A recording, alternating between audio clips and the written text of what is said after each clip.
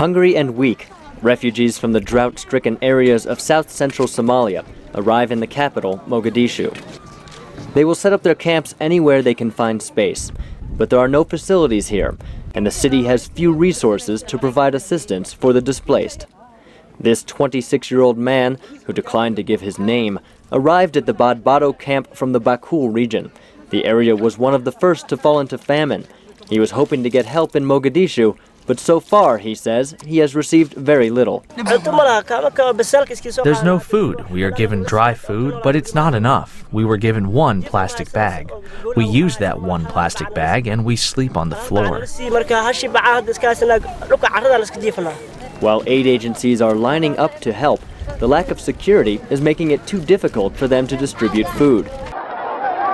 This footage, obtained by VOA, shows looters ransacking a World Food Program delivery of dry food at Badbado camp this month. At least 5 people were killed in the incident, and the UN agency has not been back to the camp since.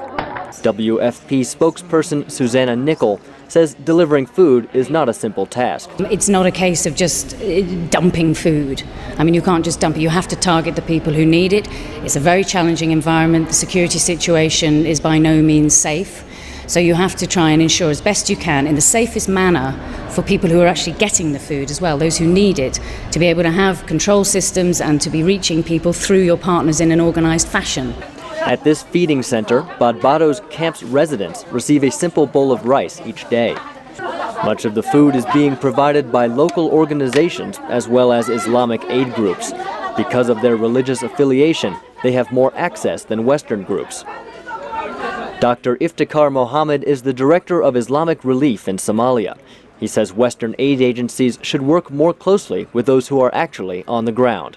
My point of view, the coordination is very good at Nairobi level, but here it is lacking. Even though there is coordination mechanism, due to security concerns, it is and lack of monitoring. Say one partner says we are implementing in this area.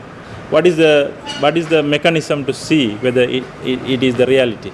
Hundreds of camps have sprung up across the capital in the last few months, even here in the ruins of an Italian cathedral.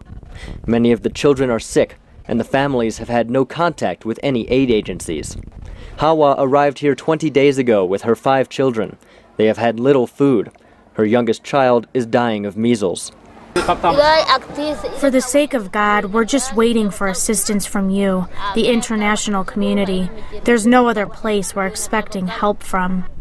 As conditions at the camp continue to worsen, the displaced people of Mogadishu can only pray that help is on the way. Gabe Joselow, VOA News, Mogadishu.